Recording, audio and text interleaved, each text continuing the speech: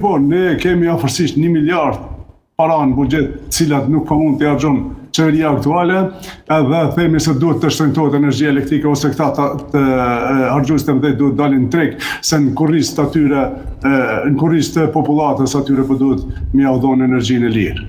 Je lutem, këto janë disa absurde, të cilat ne duhet të ulemi, ti bisedojmë, ti shqyrtojmë. Ti bëjmë kreta këto të funksionoj infrastruktura energjetike në Kosovë ashtu siç duhet, dihet ai që prodhon kuj mund t'ja shet. Së pari, e dyta, pastaj të shtohen kompanitë që ofrojnë energji elektrike në tregun e Kosovës. Dhe e treta, ta implementojmë ligjin, ne jemi për liberalizim, nuk e pengojmë liberalizimin. Ju kërkoni vetëm shtyerja, pra një vit të pezullohet. Nuk ka rëndësi viti, nuk ka rëndësi viti ose java ose muaj. Duhet të përgatitet infrastruktura në mënyrë reale ashtu që duhet të funksionojë. Edhe ajo mund të zgjat 1 javë, mund të zgjat 1 muaj, mund të zgjat 1 vjet, edhe mund mos bëhet kurrë.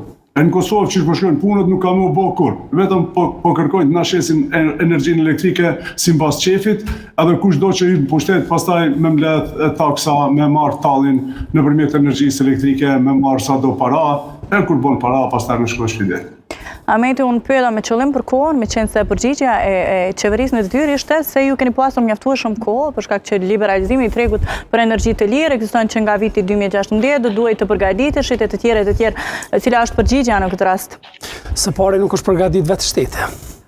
Të mund kemi dështime të një pasnjëshme të projekteve të mëdha zhvillimore në këtë rast energjetike, duke filluar nga termocentrale, hidrocentrale, projektet e tjera, nuk kemi investime të jashtme as në energji të pastër për cilën qeveria aktuale ka lobu shumë kur ka në pushtet, e humbëm projektin me gazin, e humbëm projektin e baterive, domon ti nuk ke një gjenerim të brendshëm të energjisë, domon nuk ke prodhim të madh të energjisë, me këto bllokë të cilat i kemi ne janë jashtëzakonisht situatë vështire, përmendi zoti Pira edhe situatën që ka ky përballet edhe sot ditë ende me reduktimet e energjisë elektrike. Për çfarë liberalizimi flet kur ti ende sistemin energjetik të vendit ti nuk e ke të rregulluar. E kemi për çdo mbrëmje ne e kemi njoftimin nga KEC që do të ndalet këtu atje në një vend caktuar. Domon ka një numër të madh të ndërprerjeve energjetike me arsyetimin se po bën investime në rrjet. Domon ti nuk e ke të rregulluar.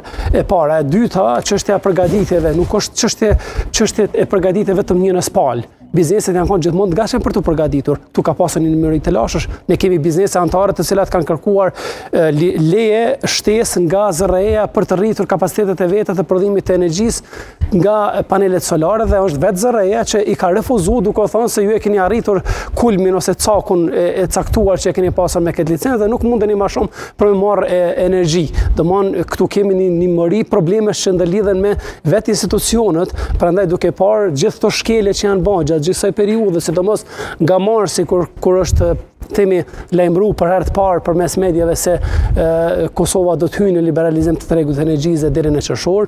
Ne të premten e kaluar siç e keni parë gjithë nëpër media njoftimin, domthonë ne vetëm e kemi dorëzuar padin ndaj ZRE-s në gjykatën themelore dhe presim, besojmë që drejtësia do të triumfojë në fund në këtë vend dhe do të dalin fajtor të themi ose do të gjenden gjitha këto gjëra sepse nuk mundet gjithmonë biznesi të mbaj barrën e dështimeve të gjitha qeverive deri më tani. Domthonë kur ti nuk ke investimet huaja, kur nuk ke investimet brendshme, kur mbesin gjithë këto para, shikoni vetëm nëpër disa komuna kanë mbetur me miliona euro domthonë para në buxhet të pa investuar askund hiç, në vend ato të hynin kur vetë komunat kanë nevojë. Gjithashtu edhe shteti pa ashtu dërgo para jashtë vendit për t'i mbajtur atë në vend se ato t'i sjellin në Kosovë për të investuar. Domthonë ne kemi telashe shumë më të mëdha sa të dalim në liberalizim. Askush nuk është duke kundërshtuar liberalizimin, nuk e kemi kundërshtuar asnjëherë. Vetëm çka kemi kërkuar kohës së pari do të përgatitet sistemi. Ne ende nuk e kemi një sistem të përgatitur siç duhet në mënyrë që të dalim përfundimisht në liberalizim të tregut të energjisë. As kompanitë nuk janë të liberalizuara. Në takimin e mbajtur po të njëjtën ditë që është mbajtur protesta në orën 1 pastaj që është mbajtur takimi, kanë qenë 4 ose 5 kompani të licencuara dhe vetëm Kesko e ka ofruar para bizneseve të pranishme ofertën e vet për të furnizuar me ligje. Është furnizuesi i fundit. Po.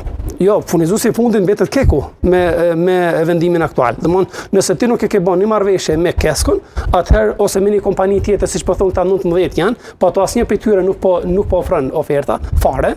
Disa janë 2 ose 3 që kanë thënë që na nuk për këtë vit jemi fare të përgatitura, të tjerat fare nuk kanë kthyr përgjigje, është Kesko që ka kthyr përgjigje domthonë deri në 260 euro megavati. Edhe është nëse domthonë me këtë vendim është nëse nuk arrihet mundësia, themi